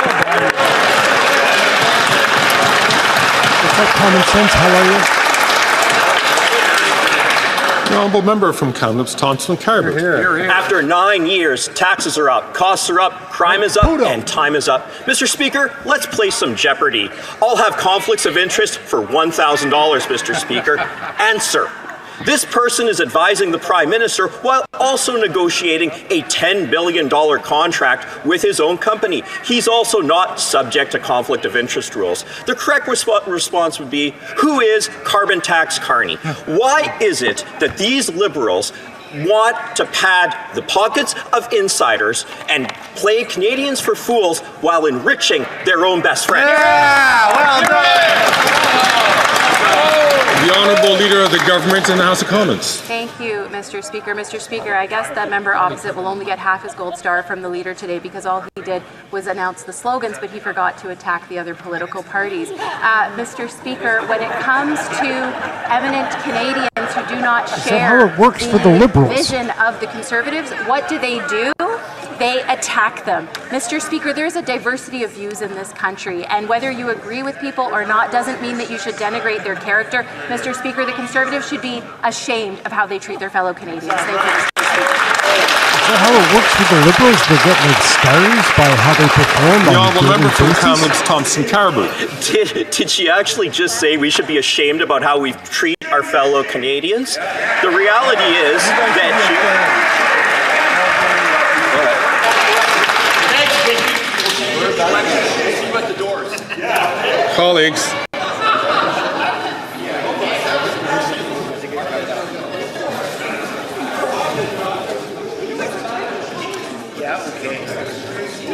Colleagues, it's very, very important. The best way to keep personal tax out of this is to, frankly, not take the floor when you're not recognized by the Speaker.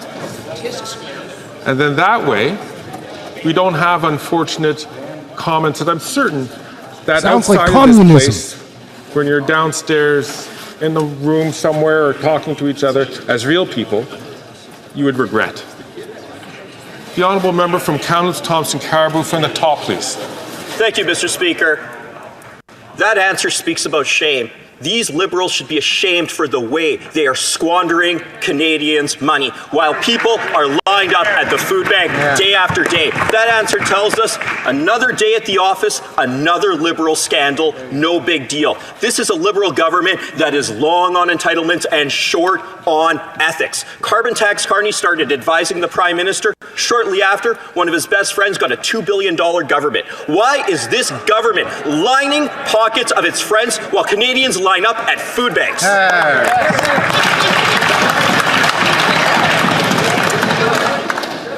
The Honourable Leader of the Government in the House of Mr. Commons. Speaker, if that member wants to talk about entitlements, he should talk to the leader of his party who has a calculated $2 million pension, who lives in government housing, while at the same time looking to cut the pensions of Canadians, raise the age of retirement from 65 to 67, and cut the Canada Child Benefit and other benefits that help Canadians. Mr. Speaker, if he wants to talk to entitlements, he should look in the mirror first. Thank you.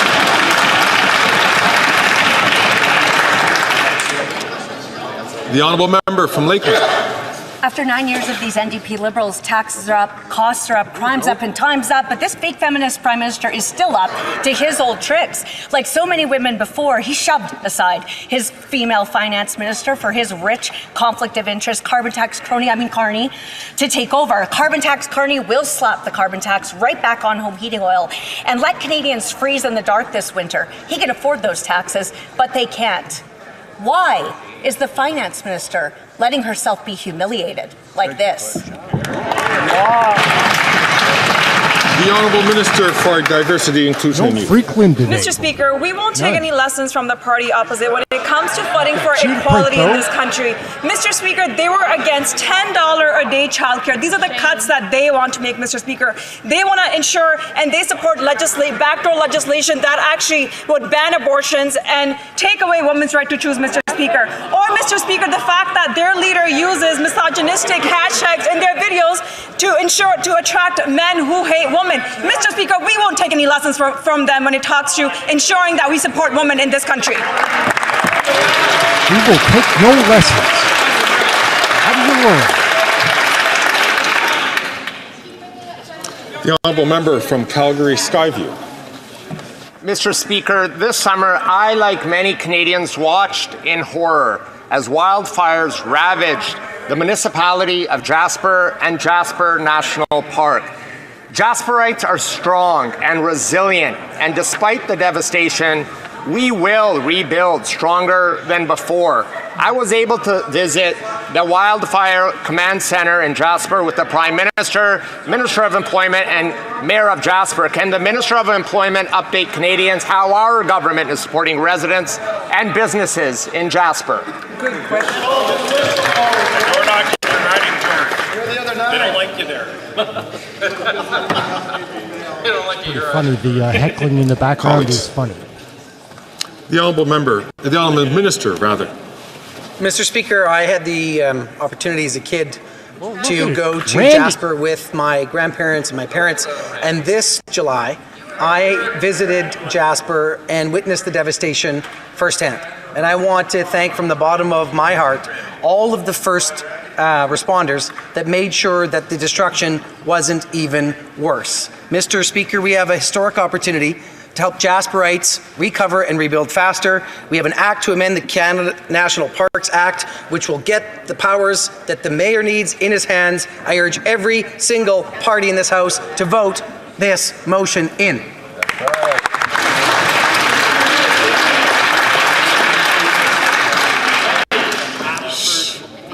The honourable member from Courtenay, Alberni. Mr. Speaker, communities across the country are in crisis. They don't have the resources they need to support people who are struggling with trauma, mental health, and substance use disorders. But the Liberals keep delaying support. Today, the Nuu-chah-nulth Nations declared a state of emergency. They're pleading for federal help. This comes after every single substance use and addictions program application that they applied for was denied. What more will it take for the Liberals to finally provide the mental health resources that these nations desperately need? Hear, hear. The Honourable Minister for Mental Health and Addictions. Mr. Speaker, we know that across this country, the illegal toxic drug supply is taking the lives of loved ones every single day. That is why in Budget 2024, this government pledged to work directly with communities through the Emergency Treatment Fund, $150 million, Mr. Speaker, over the next 3 years to work directly with communities like the ones the member discussed, because we know we need to be there to save lives, Mr. Speaker, and that is exactly what we will be doing.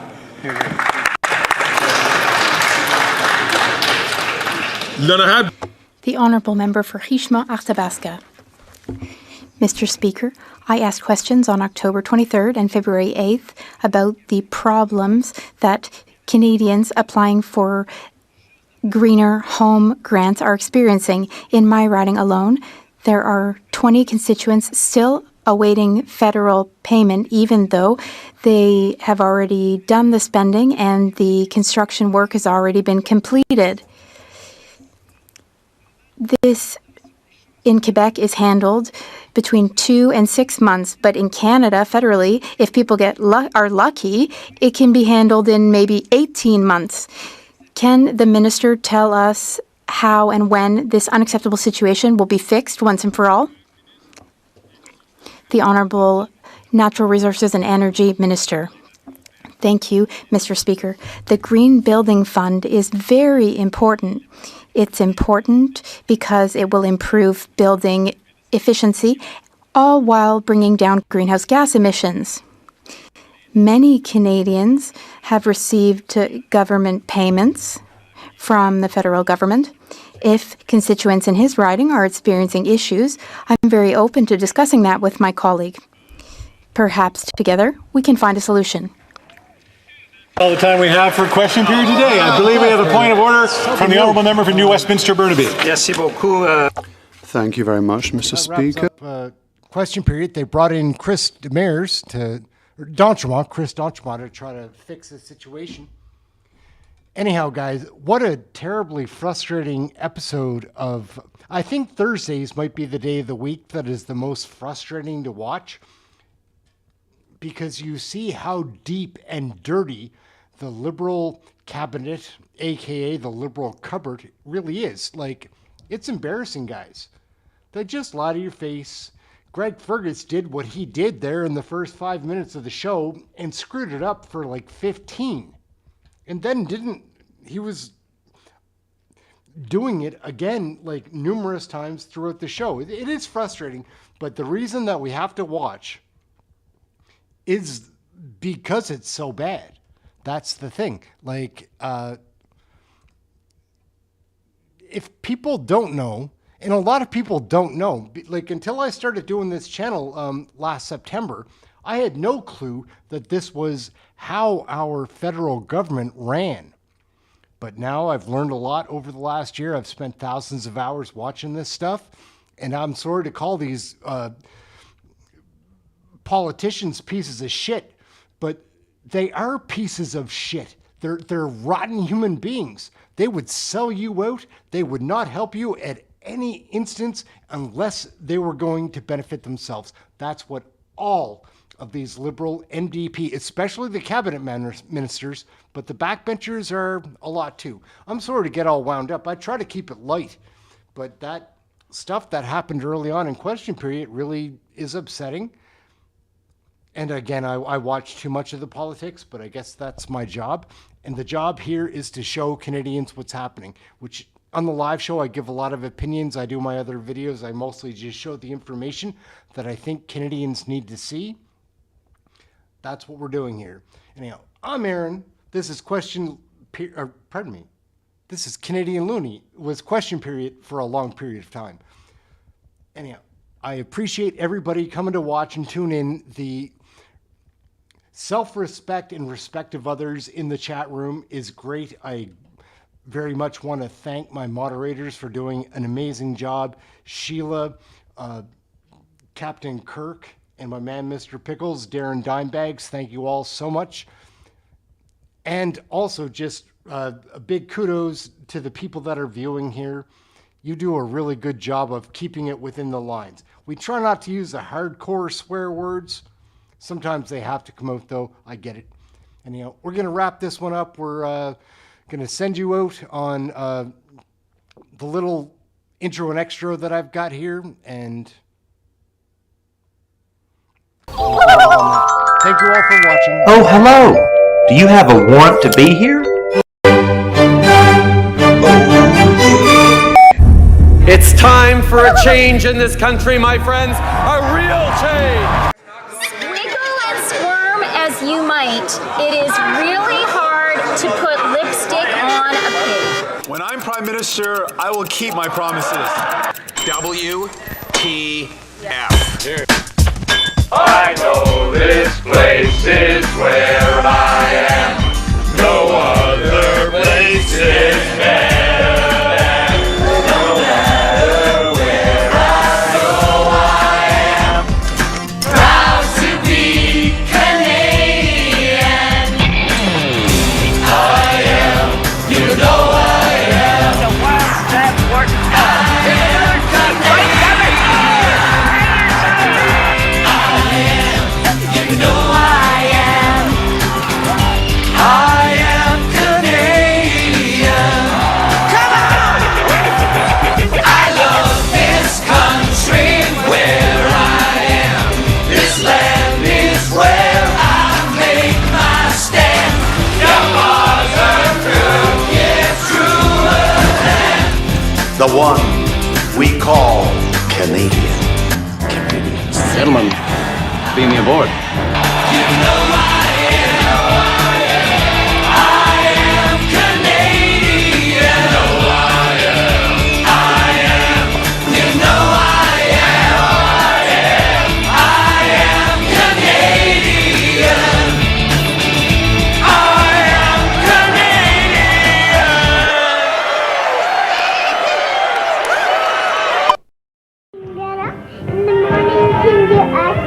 You should do exercises. That's important to our good health. And friends, tomorrow we are going to be visiting with a fisherman who will tell us about his very enjoyable hobby. Now, I would like to see you all through our magic mirror. Romper bumper, stomper boo, tell me, do. Magic mirror, please tell me today, did all of my friends have fun at play? I see all of my friends in Alberta. It's nice to see you. And I see Dan and Vivian. I see Marlon and Mona. I see Catherine and Harley. I see Anne and Elizabeth and Jane. I see Bert and Nicole, and I see you too. I hope to see you tomorrow, right here in Rock Room. Bing bong knock knock, hey daddy do. Bing bong tick tock, bebop boom. Kick off your weekend with exciting CFL action when the Edmonton Eskimos tackle the BC Lions in Vancouver. Tomorrow night at 10:30 on CFTO TV. Ding dong knock knock, hey daddy do. Tip tap, pitter pat, granny cat too. Rooty toot, kimble, loopy loo. Boppity stompity, romper room. Romper room and friends. All right, gang, we're out of here. Have a good one. We'll catch you tomorrow.